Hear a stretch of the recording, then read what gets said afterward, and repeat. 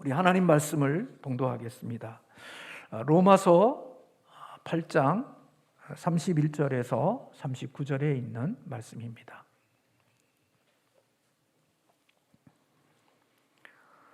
로마서 8장 31절에서 39절에 있는 말씀입니다. 같이 합독합니다. 그런즉 이 일에 대하여 우리가 무슨 말하리요? 만일 하나님이 우리를 위하시면 누가 우리를 대적하리요? 자기 아들을 아끼지 아니하시고 우리 모든 사람을 위하여 내주시니가 어찌 그 아들과 함께 모든 것을 우리에게 주시지 아니하겠느냐? 누가 능히 하나님께서 택하신 자들을 고발하리요? 의롭다 하시는 하나님이시니 누가 정죄하리요? 죽으실 뿐 아니라 다시 살아나신 이는 그리스도 예수시니 그는 하나님 우편에 계신 자요 우리를 위하여 간구하시는 자시니라. 누가 우리를 그리스도의 사랑에서 끊으리요? 환난이나 곤고나 박해나 기근이나 적신이나 위험이나 칼이라. 기록된 바 우리가 종일 주를 위하여 죽임을 당하게 되며 도살당할 양같이 여김을 받았나이다 함과 같으니라. 그러나 이 모든 일에 우리를 사랑하시는 이로 말미암아 우리가 넉넉히 이기느니라. 내가 확신하노니 사망이나 생명이나 천사들이나 권세자들이나 현재일이나 장래일이나 능력이나 높음이나 깊음이나 다른 어떤 피조물이라도 우리를 우리 주 그리스도 예수 안에 있는 하나님의 사랑에서 끊을 수 없으리라. 아멘. 어제 오전에 좀 일찍 나갈 길이 있어서 나가다 보니까 솔샘터널을 지나면서 굉장히 교통이 혼잡해졌고 그곳을 지나가면서 많은 소방차들이 그곳에 서 있고 혼잡하고 사람들이 구경하는 사람들도 있고 그런 시간을 그 장소를 지나갔습니다. 제가 가야 될 길이 있으니까 주변을 돌아보지 못하고 쭉 갔다가 일을 마치고 돌아와서 오후 저녁 때쯤 되니까 인터넷 기사를 좀 보니까 거기에 큰 불이 나서 좀 더 많은 주민들이 다른 곳으로 좀 피해 있는 상황이었다. 그런 기사를 제가 봤습니다. 보니까 그 아파트가 저희 성도님이 계시는 그런 아파트 근처인 것 같아서 제가 그 성도님에게 전화를 걸어서 어떠시냐고 그랬더니 본인의 동은 상관없고 그 앞에 있는 동에서 가스가 이렇게 폭발한 것 같다고 그러면서 괜찮다고 목사님 죄송하다고 이제 그렇게 얘기를 하셔서 제가 이 코로나 시대를 지나면서 성도님들에게 전화를 못 겁니다. 전화를 걸면 목사님 미안해요, 죄송해요 그런 소리를 막 하시니까 제가 전화는 못하고 저희 집사람이 전화를 그렇게 하고 있습니다. 그런 시간을 그런 모습들을 보면서 참 소방관들은 매일매일마다 참 위험에 노출되어 살아가고 참 힘든 일들 앞에서 자신의 직업을 감당해야 되는 거구나 하는 생각을 하면서 참 저런 직업들에게는 저런 직업을 감당하는 것에는 많은 용기가 필요하겠다 하는 생각이 들었습니다. 다양성을 인정하는 사회가 됐다고 사람들이 많은 말들을 합니다. 그래서 이제는 절대적인 진리는 없고 이제는 상대방을 다 인정하며 살아야 되는 그런 시대라고 이야기하는 사람들이 막상 그들과 생각과 그리고 그들의 가치관과 다르게 되어지면 그 다름을 인정하지 않고 그들을 틀렸다고 말하는 사람들의 모순이 있습니다. 다양성을 인정해야 된다고 말하면서 자기와 다른 사람들의 생각과 사고에 대해서는 틀렸다고 말하고 다름을 인정하지 아니하며 오히려 그런 사람들을 박해하고 고통을 주고 아픔을 주는 사람들의 모순적인 모습들이 있습니다. 진리를 인정하지 않는 시대, 그리고 정의가 무너진 시대, 악이 중심이 되고 선이 주변으로 물러가 있는 그런 시대, 이런 시대를 살아가는 사람들에게 필요한 것이 있다면 무엇일까? 참 쉽지 않지만 이러한 시대에 필요한 것은 용기가 필요하다는 생각이 듭니다. 기독교가 국교가 되고 기독교가 다스리고 지배하던 시대를 크리스텐돔 시대라고 그렇게 말합니다. 기독교가 지배하는 그런 시대에는 기독교인들이 굳이 용기를 낼 필요가 없었습니다. 기독교가 지배하고 기독교가 국교가 되어진 상황 속에서 믿음 생활과 신앙 생활을 할 때에 굳이 용기를 낼 필요가 없었습니다. 아니, 내가 믿음이 없어도 기독교인이 되는 것이 유익이고 내가 교회 나가는 것이 유익이었습니다. 왜냐하면 그런 시대에는 기독교인이 아니면 공직자가 되기 어려운 그런 구조 속에 놓여져 있을 때에는 내가 예수님을 믿고 하나님을 섬기는 것에 대한 용기를 낼 필요가 없었습니다. 왜냐하면 교회 다니는 것이 나에게 유익이 되고 신앙을 가지는 것이 나에게 도움이 되어지는 조건들이 많았기 때문에 크리스텐돔 시대를 지날 때에 많은 사람들은 교회를 오지 말라고 해도 교회로 왔고 더욱더 신앙을 가지려고 애를 썼습니다. 왜냐하면 그게 국교였고 그 시대의 문화를 지배하는 것이었기 때문에 그렇습니다. 그때는 예배드리는 것이 쉬웠고 하나님 앞에 나아가는 것이 그것에 대한 어려움이 없었습니다. 그러나 크리스텐돔 시대가 지나고 이제는 기독교가 중심에서 주변으로 밀려나고 이제는 기독교가 박해를 받고 천대를 받으며 이렇게 세상 사람들로부터 조롱거리가 되어지는 포스트 크리스텐돔 시대에는 믿음을 가진 그리스도인으로 살아가기 위해서는 필요한 것이 있다고 하면 그것은 용기일 것입니다. 기독교가 천대받고 기독교가 무시당하고 기독교가 박해받는 그런 환경 속에서 내가 하나님을 섬기고 내가 믿음을 지속적으로 가지려고 한다고 하면 용기 없이는 내 믿음과 신앙을 지키기가 어렵습니다.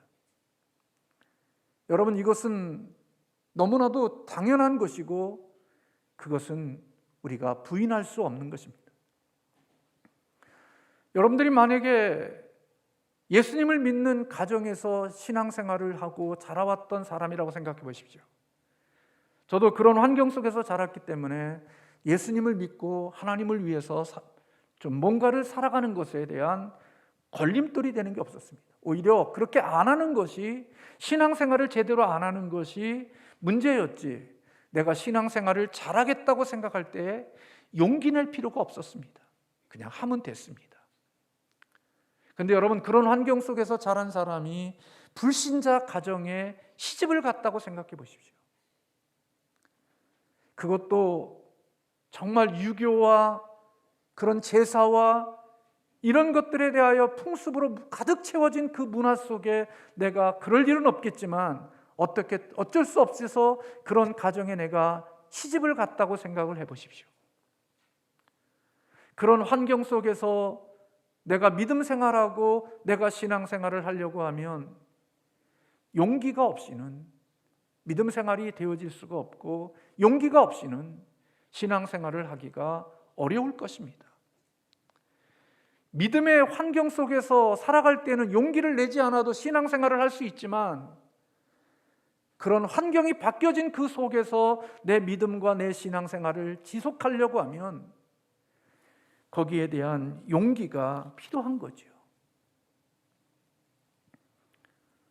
모세가 태어났을 때에 그 생명을 나일강에 던지지 않고 아이의 울음소리가 날 때까지 그 생명을 숨겼던 요게벳,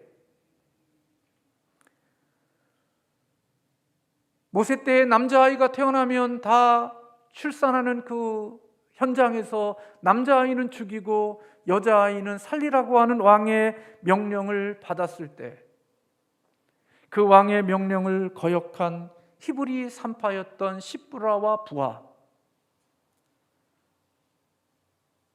자신의 민족의 바람 앞에 있는 등불처럼 꺼져가는 위기 앞에서 왕 앞에 나아갔던 에스더, 거인 골리앗 앞에서 사울과 많은 종의 군사들이 벌벌 떨고 있는 그런 현실 앞에서 골리앗으로 나아갔던 다윗, 이방 땅에서 노예로 살아가는 것 같은 삶이지만 여전히 하나님이 그에게 은혜를 주셨을 때 그 속에서도 여전히 창문을 열어놓고 하나님을 향하여 기도했던 다니엘, 커다란 신상 앞에 모든 사람들이 무릎 꿇으라고 하는 명령이 떨어졌음에도 불구하고 신상 앞에 절하지 않았던 다니엘과 그의 3명의 친구인 사드락과 메삭과 아벳느고, 왕이 자기의 동생의 아내를 자기의 아내로 맞이하는 이런 불륜과 있을 수 없는 죄를 지었던 그 왕의 권력 앞에서 그 죄를 지적했던 세례 요한,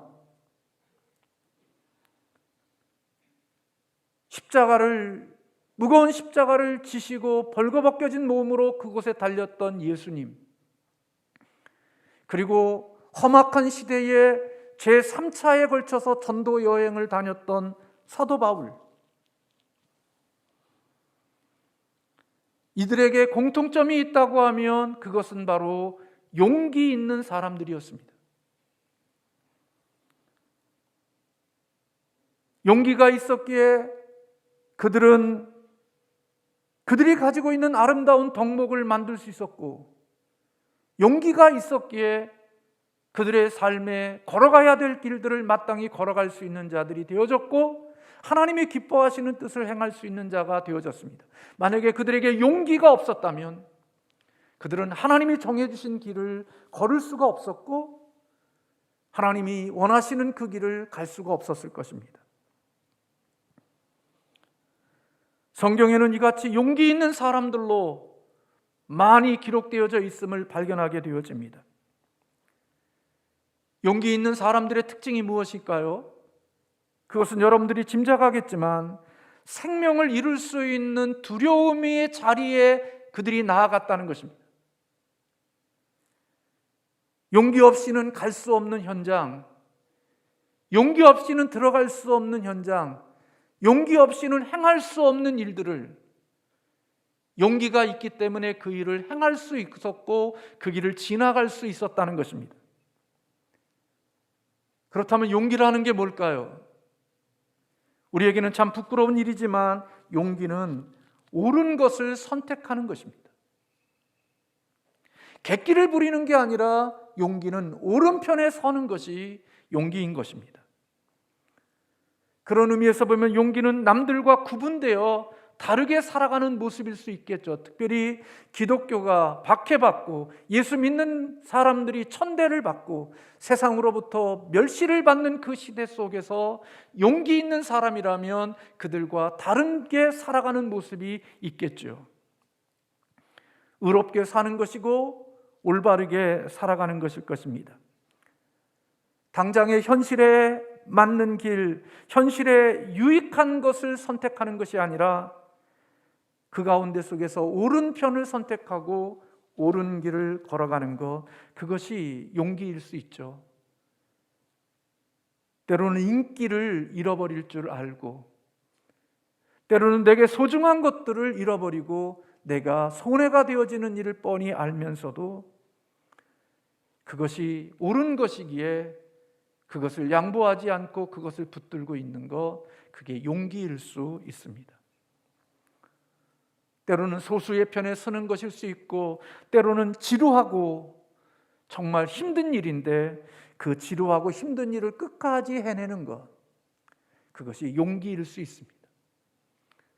세상에 믿지 않는 사람들은 그만두고 싶으면 그만두고 헤어지고 싶으면 헤어지고 끝장내고 싶으면 언제든지 끝장낼 수 있는 그런 삶 속에서도 하나님이 옳은 것이기에 끝까지 인내하고 견디고 그 옳은 것을 마치는 그 일에는 용기가 필요한 것입니다.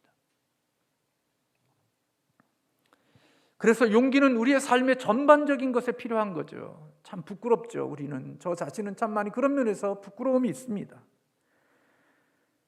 우리의 삶의 전반적인 용기가 필요하지요. 용기가 없으면 사실은 내가 가지고 있는 다른 성품들에게 선한 영향력을 끼칠 수가 없죠. 그래서 제가 말씀을 준비하다가 읽은 글 가운데 한 가지가 용기가 없으면 용기 없는 성품은 빈 껍데기에 불과하다, 그렇게 이야기한 것을 읽었습니다. 예를 들어 볼까요? 오늘 소방관이 모든 옷을 다 준비했어요. 내가 불 속에 들어갈 수 있는 모든 것들을 다 준비하고 있고 내가 다 무장하고 있어도 용기가 없으면 그 불의 현장으로 못 가는 겁니다.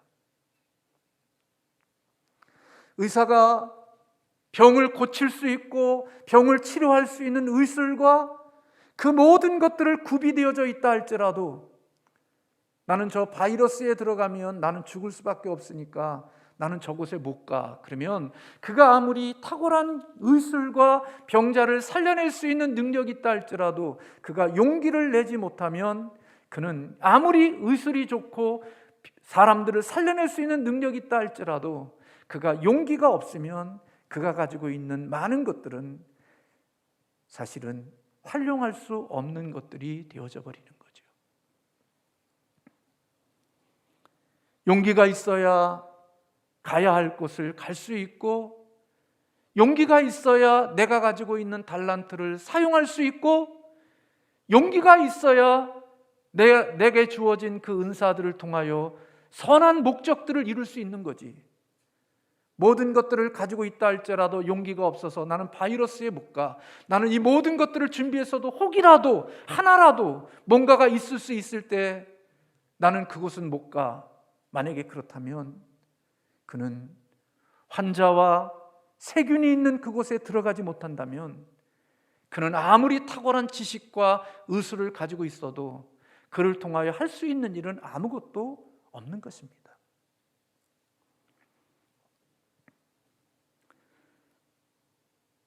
그래서 여러분, 용기라는 것은 두려움이 없는 것을 용기라고 말하지 않습니다. 용기는 때로는 두려움과 함께 공존하지요. 그래서 용기를 낸다는 말은 그 앞에 두려움이 있고, 용기를 낸다는 말은 그 앞에 위험이 있다라는 것을 전제하는 겁니다.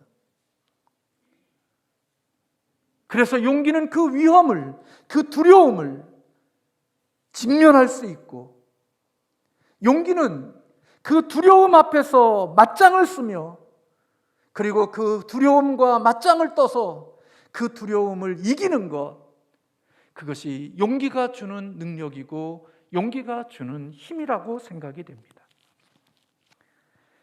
모세의 어머니 요게벳, 아들을 숨기는 것에 두려움이 없었을까요?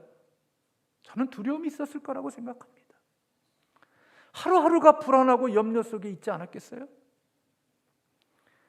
히브리 산파들, 아이들, 남자들을 살려내는 모습들을 보면서 여러분, 그 왕의 명령인데 그 왕의 명령과 함께 그 생명이 끝날 수 있는 거 아니겠어요? 두려움이 없었을까요? 남자아이들을 살려내면서 그의 마음속에는 두려움이 있었겠죠. 골리앗 앞에 선 다윗, 우리는 그 얘기 설교를 너무나 많이 들어서 다윗과 골리앗 싸움에서 다윗은 아무런도 문제 없이 그냥 당당하게 가서 이겼을 거라고 생각합니까? 다윗도 인간이고 다윗도 연약한 사람이기 때문에 골리앗 앞에 나갈 때 기본적인 내가 감당할 수 없는 그 대상 앞에 대한 본능적인 두려움이 있었을지도 모릅니다. 에스더, 왕이 부르지 않으면 한순간에 인생이 끝나버리는, 그래서 왕후를 초청했을 때 응하지 않은 것 때문에 왕위가 즉각적으로 폐회되어지는 그러한 현장을 본 에스더, 그래서 나도 왕이 나를 부르지 않았을 때 내가 왕 앞에 나가면 왕이 나에게 자비를 베풀지 않으면 나는 그 자리에서 내 인생의 모든 것이 끝나게 되어지는 이러한 현실 앞에서 두려움이 없었겠어요? 저는 에스더에게도 여전히 두려움이 있을 거라고 생각합니다.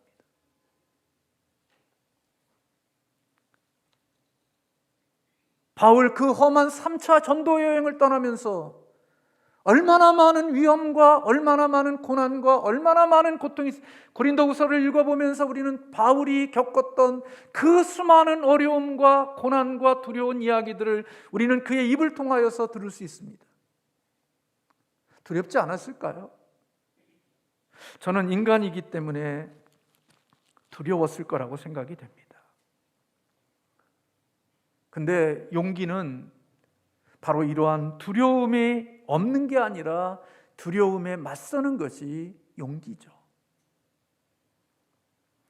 그리고 그거와 맞서서 그 두려움을 이기고 그 두려움을 극복했을 때 우리는 하나님의 역사와 하나님의 능력과 하나님의 위대함과 그리고 우리가 옳은 것을 행한 것에 대한 기쁨과 즐거움이 우리에게 있는 거죠. 그런데 여러분, 어떻게 우리가 이 두려움을 극복할 수 있고 이 두려움 앞에 우리가 직면할 수 있을까요? 여러분, 오늘 사도 바울의 고백을 통하여서 우리는 어떻게 그리스도인들이 이 세상을 살아갈 때 두려움을 이길 수 있고 두려움 앞에 설 수 있는 용기 있는 사람이 될 수 있는지에 대한 비결이 오늘 본문 말씀 속에 나오고 있다고 여겨집니다. 31절에 만일 하나님이 우리를 위하시면 누가 우리를 대적하리요? 33절에 누가 능히 하나님께서 택하신 자들을 고발하리요? 의롭다 하신 이는 하나님이시니 누가 정죄하리요? 35절과 36절에 누가 우리를 그리스도의 사랑에서 끊으리요? 환난이나 곤고나 박해나 기근이나 적신이나 위험이나 칼이랴?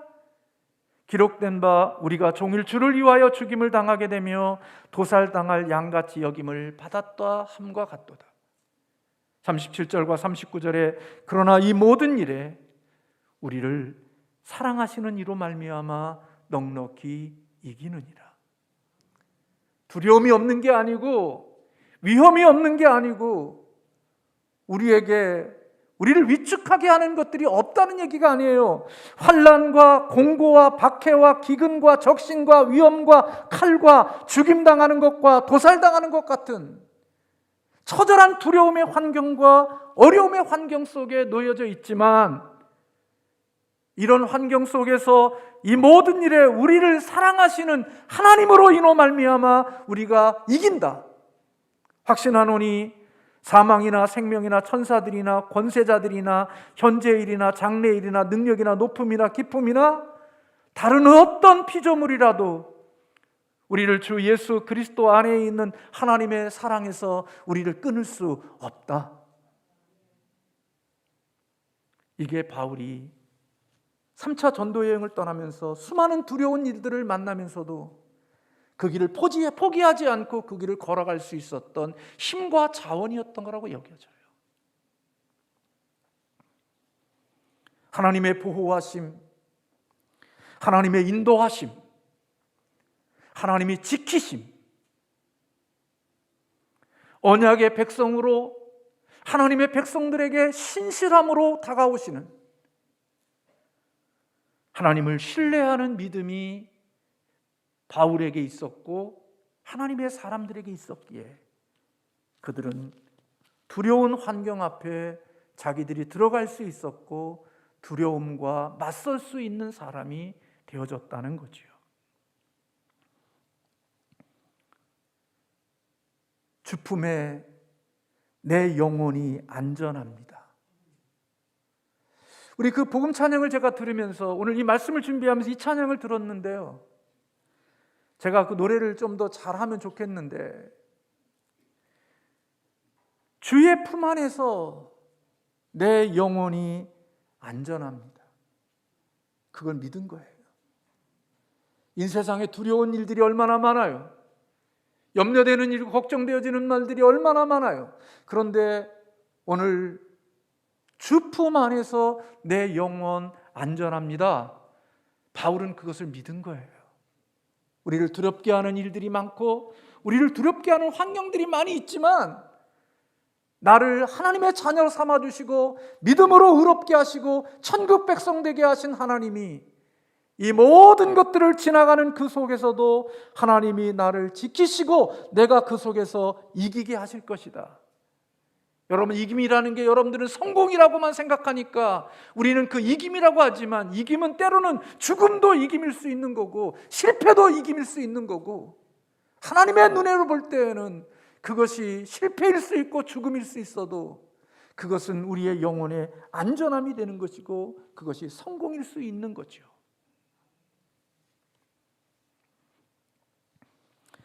다윗은 시편 56편 3절에서 그렇게 말했습니다. 내가 두려워하는 날에는 내가 주를 의지하리이다. 내 인생 가운데 속에 두려움이 올 때에는 나는 주님을 의지할 것입니다. 용기는 내가 많은 것을 가졌거나 내가 능력이 있거나 실력이 있거나 내가 대단한 존재라고 생각할 때 용기 있는 게 아니라 용기는 하나님을 신뢰할 때, 하나님을 믿고 하나님을 의지할 때 하나님이 우리에게 용기를 주시는 줄로 믿습니다. 골리앗에 초점을 두고 느부갓네살 왕에게 초점을 두고 그리고 세상에 있는 권세자들에게 초점을 두면 우리는 용기를 가질 수가 없어요. 용기가 안 나와요. 골리앗을 바라보고 있는 한 우리는 용기를 못 내요. 그래서 사울 왕과 이스라엘 병사들처럼 한번 싸우자 와 갔다가 뒤로 와 물러가고 한번 해보자 그랬다가 뒤로 돌아가고 이 일을 계속해서 반복했지 한 번도 그 골리앗을 넘어본 적이 없는 거예요. 갔다가 도망가고 갔다 도망가고 갔다 도망가고 이것만 하면서 세월을 보낸 거지요. 누구만 보니까? 골리앗만 보니까. 근데 다윗은 골리앗을 초점을 두지 않았어요. 두려움의 대상이지만 그 골리앗에 초점을 둔 게 아니라 골리앗에서 눈을 들어 하나님을 바라본 거죠. 하나님께 초점을 둔 거예요. 그때 용기가 생긴 거예요. 그래서 왔다가 도망가는 수많은 사울 왕과 이스라엘의 정예 군대들은 그 일만을 반복했지만 다윗은 눈을 들어 골리앗에서 하나님을 바라볼 때 물매를 던질 수 있었고 그리고 하나님의 그 용기를 주시는 그 능력이 골리앗을 쓰러뜨리고 두려움의 대상을 넘게 하시는 하나님의 기적을 경험한 거죠. 왜 그런 일을 하느냐? 그것이 하나님이 옳은 것이기 때문에. 할례받지 않는 자가 하나님을 거역하는 것이 잘못된 것이고 틀린 것이기에 하나님이 옳다 여기시는 것은 그 오른편이 그를 무너뜨리는 게 하나님이 옳은 것이기 때문에 그는 두려움 앞에서 직면했고 그 두려움과 싸웠던 것을 볼 수 있는 것입니다.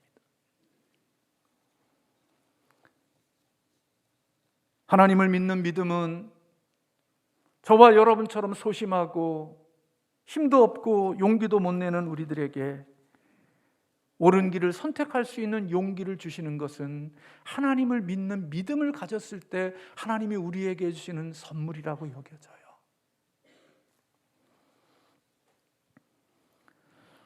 러셀 무어는 최근에 쓴 책 십자가를 통과한 용기라는 책에서 엘리야의 용기는 갈멜살 정상에서 나타난 게 아니라 두려움의 한복판에서 그리스도를 의지하며 나아갈 때 그때 진정한 용기가 생긴다고 말했습니다. 십자가를 지나가는 것, 그게 용기가 필요하다는 거예요. 정상에 서 있는 것은 용기가 필요한 게 아니라 사실은 십자가의 그 고난의 가장 처절한 환경 속에 있을 때 우리에게 필요한 것이 용기라는 겁니다. 여러분, 에디슨이 두려움과 실패의 불안이 있었다면 그는 에디슨이 될 수 있었을까요? 내가 실패하면 어떡하지? 내가 이거 하다가 안 되면 어떡하지? 내가 이거 하다가 망하면 어떡하지? 하는 그 두려움 앞에 에디슨이 더 이상 용기를 내지 못했다면 위대한 발명가가 될 수 있었을까요? 없었을 겁니다. 근데 실패하는 위험, 내가 사람들에게 실패를 통하여 수치와 부끄러움과 조롱을 들을 수 있는 위험이 있고 부끄러울 수 있는 그런 환경이 있었지만 나는 그것을 이길 수 있는 용기가 있었기에 그것을 도전했고 그것을 함께 했기에 그는 위대한 발명가가 되어질 수 있던 거 아니겠어요?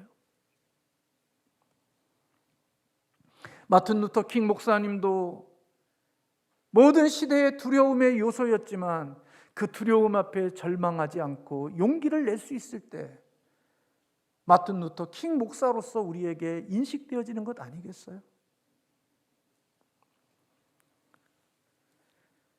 베드로는 예수님이 승천하신 이후에 예루살렘 공회원들이 베드로와 그의 동료들을 불러놓고 경고합니다. 너희는 더 이상 도무지 예수 그리스도의 이름으로 말하지도 말고 가르치지도 말고 전파하지도 말라고 협박하고 위협했습니다. 그때 베드로가 이렇게 그들의 권위와 힘 있는 자들 앞에서 말합니다. 사도행전 4장 19절에 보면 베드로와 요한이 대답하여 이르되 하나님 앞에서 너희 말을 듣는 것이 하나님의 말씀을 듣는 것보다 옳은가 판단하라. 우리는 보고 들은 것을 말하지 아니할 수 없다 그랬어요. 사람의 말을 듣는 게 옳은가 하나님의 말씀을 듣는 게 옳은가 너 판단해봐라. 여러분 이거 베드로 대단한 겁니다. 베드로가 어떤 사람이었습니까? 예수님 십자가에 재판 받으러 갈 때 그 속에 들어갔다가 작은 계집 여종이 너도 예수 편이지? 너 예수 제자지? 그러니까 아이 무슨 소리냐고. 나 예수 모른다고. 나 예수 제자 아니라고. 나 그 예수 그리스도를 저주하면서까지 자신의 신분을 부인하고 모른다고 이야기했던 베드로입니다. 작은 계집 여종인데도. 근데 자기의 생명을 주관할 수 있는 권위자가 더 이상 예수의 이름으로 말하지 말라고 그러는데 베드로가 하는 말이 네 말이 옳은가 하나님의 말씀이 옳은가 판단해봐라. 나는 보고 들은 것을 말하지 않을 수. 여러분 보고 들은 것은 뭐예요? 진실이죠. 보고 들은 것은 진리죠. 그 진리를 나는 말하지 않을 수 없다라고 베드로는 말한 겁니다. 바울은 갈라디아서 1장 10절에서 이제 내가 사람들에게 좋게 하랴 하나님에게 좋게 하랴 사람들에게 기쁨을 구하랴 내가 지금까지 사람들의 기쁨을 구하였다면 나는 그리스도의 종이 아니다. 바울이 그렇게 말하죠. 여러분 용기는 옳음에 대한 확신이 있을 때 가능하죠. 그래서 용기를 낸다는 것은 위험을 감수한다는 의미도 있는 거죠. 용기가 있어야 두려움이 현장에 나갈 수 있고 용기가 있어야 하나님이 내게 주신 것들을 사용할 수 있는 거죠. 용기가 없는데 아무리 은사가 많으면 뭐예요? 용기가 없으면요 아무리 많은 은사를 가지고 있어도 은사를 펼칠 수 있는 장소로 못 나가요. 할 수 있는 게 없어요. 그래서 용기는 그 어떤 분이 이야기했잖아요. 모든 성품의 가장 기초가 되고 모든 성품의 중심이 되어진다. 아무리 제가 말씀드렸잖아요. 내가 아무리 소방관으로서 모든 것들을 다 할 수 있는 옷을 입고 다 모든 것을 구비했어도 내 마음에 용기가 없으면 못 가는 거예요.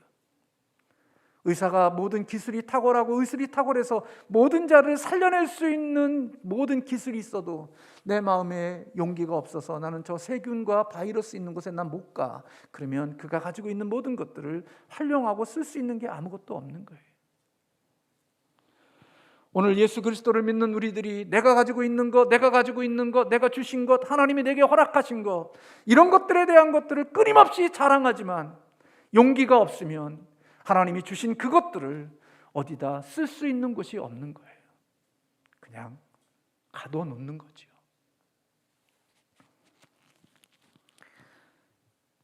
크리스텐덤 시대 기독교가 국교가 되고 기독교가 모든 것들을 지배하던 시대에 예수 그리스도를 믿는 것은 많은 사람들에게 매력이었고 많은 사람들이 교회로 나오라고 그러지 않아도 저절로 알아서 나오는 시대였지만, 이제 포스트 크리스텐덤 시대는 기독교가 박해받고 기독교가 멸시당하고 기독교가 죄송하지만 세상으로부터 비웃음과 조롱거리가 되어진 이러한 포스트 크리스텐덤 시대를 살아가는 그리스도인들로서 신앙생활을 하기 위해서는 진정으로 하나님의 주시는 용기가 필요한 거죠.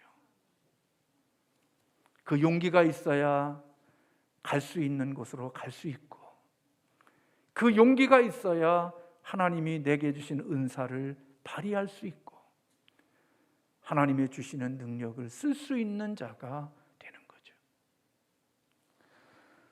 저는 오늘 이 시대에 저를 포함하여 많은 우리들의 모습 속에 두려움 앞에서 벌벌 떨고 있는 우리의 모습들을 봅니다. 꼼짝달싹하지 못하는 모습 속에 갇혀있는 우리의 모습을 봅니다. 이제는 이 위험의 요소가 다 해제되어지고 이 위험의 요소가 다 사라진 다음에 나는 그때서야 다시 하나님의 인생의 길을 시작할 거야. 근데 여러분 한번 생각해 보십시오. 소방관이 불이 무섭고 의사가 세균이 무서워서 나는 그곳에 못 가. 그리고 그 현장에 들어가지 못하고 그 현장이 정리될 때까지 기다리다가 그 모든 것이 정리되어진 다음에 내게 주어진 그 기회를 선용할 거야 라고 말한다면 그에게는 한 번도 불 끌 수 있는 그런 자기에게 주어진 그 기능과 자기에게 주어진 은사를 사용해 보지 못하고 안전한 반, 위험이 없는 곳만을 찾아다닌다면 결국 하나님의 주시는 그 길을 걸어갈 수가 없는 거지요.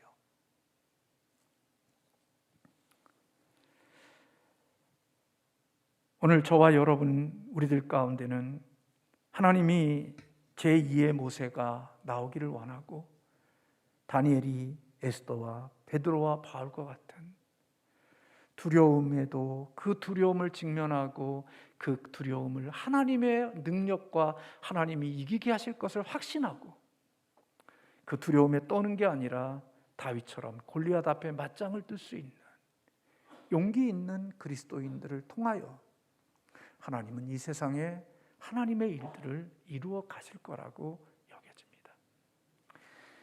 용기는 그래서 믿음을 통해서 얻어지는 겁니다.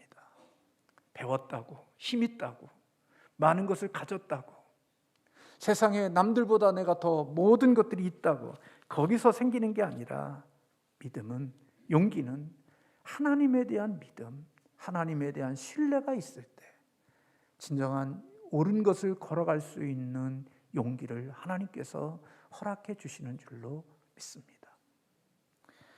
그래서 여러분 오늘 우리가 살고 있는 시대에 용기를 냈다가 그 용기로 인하여 얼마나 많은 어려움과 힘든 시간들을 보내는 사람들이 있잖아요.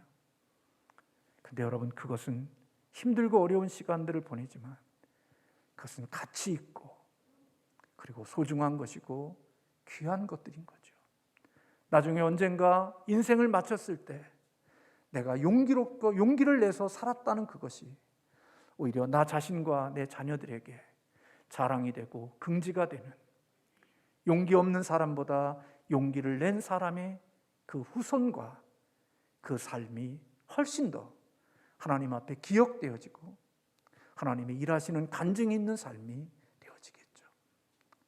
오늘 저와 여러분에게도 하나님께서 우리에게 큰 믿음을 주시고 그 믿음 안에서 주시는 용기가 저와 여러분에게 있어서 하나님이 보내시는 곳에 갈 수 있고 두려움의 현장 앞에서도 그 두려움을 이기고 나갈 수 있는 우리 믿음의 사람들 되어져서 하나님의 놀라운 역사와 하나님의 일하심을 경험하고 체험하는 우리 모두가 되기를 주님의 이름으로 소원합니다.